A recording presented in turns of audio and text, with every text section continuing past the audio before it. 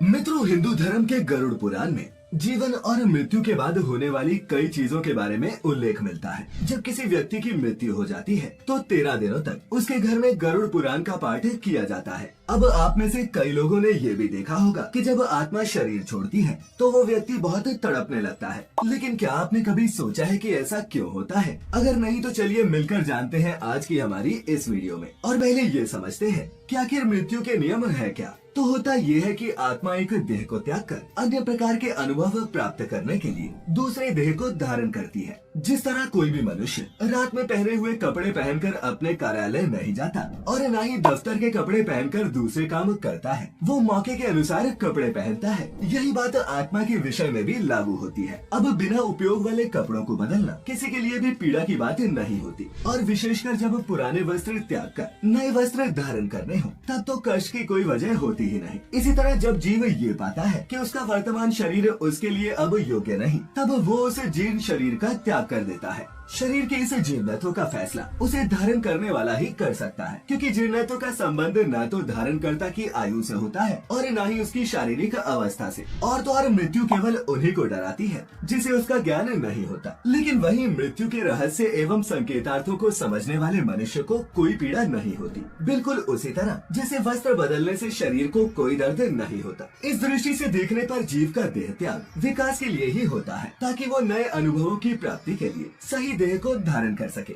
इसमें कोई कष्ट नहीं। ये विकास और बदलाव जीव के लिए है, न कि चैतन्य स्वरूप आत्मा के लिए। आत्मा हमेशा परिपूर्ण है और उसे विकास की जरूरत नहीं। मित्रों, जब मृत्यु होती है तब भयानक कष्ट होता है, और मृत्यु अचानक नहीं होती। ये 6 महीने पहले से ही तैयारी करती है, और जब ये आती है तो शरीर में हवा का दाब बहुत ज्यादा होता है। उसी पल हमारे मन में भयंकर दर्द और पीड़ा होती है, और भले ही ये किसी को दिखे या नहीं, उस भयंकर दर्द में मस्तिष्क की सभी स्मृतियाँ एक साथ दिखाई देने लगती है और समाप्त भी होती जाती है। सभी स्मृतियाँ समाप्त होने के चलते अगले जन्म में मनुष्य के पास पिछले जन्म की कोई याद नहीं रहती, और जिनकी स्मृति पूरी तरह से खत्म नहीं होती उन्हें अगले जन्म में अपने पिछले जन्म का भी याद रहता है। वही मित्रों, जिस समय व्यक्ति की मृत्यु होने वाली होती है वो बोलने का प्रयास तो करता है लेकिन बोल नहीं पाता। बढ़ती उम्र के साथ व्यक्ति के बोलने सुनने आदि की शक्ति नष्ट होती जाती है। फिर मृत्यु के समय शरीर से अंगूठे के बराबर जीवात्मा निकलती है, जिसे यमदूत पकड़कर यमलोक ले जाते हैं। गरुड़ पुराण में बताया गया है कि यमराज के दूत आत्मा को यमलोक तक ले जाते हैं और उसे डराते धमकाते हैं, उसे नर्क में मिलने वाले महान दुखों के बारे में बताते हैं। यमदूतों की ऐसी बातें सुनकर आत्मा चीख पुकार करने लगती है। वही मित्रों, बता दें कि गरुड़ पुराण के अनुसार मरते समय आत्मा शरीर के 9 द्वारों में से किसी एक से शरीर छोड़ती है। ये 9 द्वार दोनों आँख,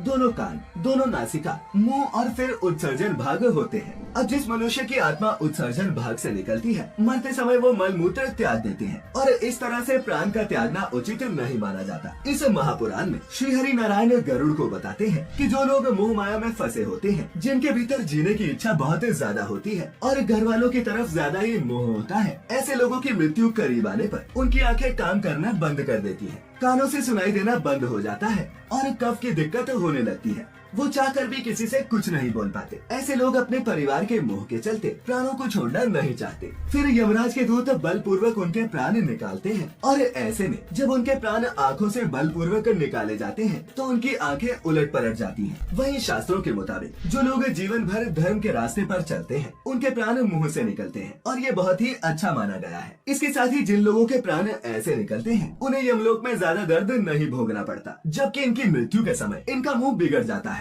शास्त्रों के अनुसार नाक से प्राणों का निकलना भी अच्छा माना गया है। गरुड़ पुराण की माने तो इस तरह से उन्हीं लोगों के प्राण निकलते हैं जिन्होंने गृहस्थ में रहते हुए अपने सभी फर्ज निभाए हो और मन को वैरागी भी बना लिया हो। बता दें कि मौत से पहले आत्मा शरीर से निकलकर थोड़ी देर अचेत अवस्था में ही रहती है। आत्मा को इस तरह का अनुभव होता है जैसे कठिन परिश्रम से थका हुआ व्यक्ति गहरी नींद में हो, लेकिन कुछ ही समय में वो अचेत से सचेत हो जाती है और उठकर खड़ी हो जाती है, जिसके बाद वो अपने शरीर के ही आसपास भटकने लगती है। तो मित्रों, आज हमने जाना कि जब आत्मा शरीर छोड़ती है तो इंसान तड़पता क्यों है। अगर यह दी गई जानकारी आपको अच्छी लगी हो तो इसे अपने मित्रों के साथ जरूर साझा करें।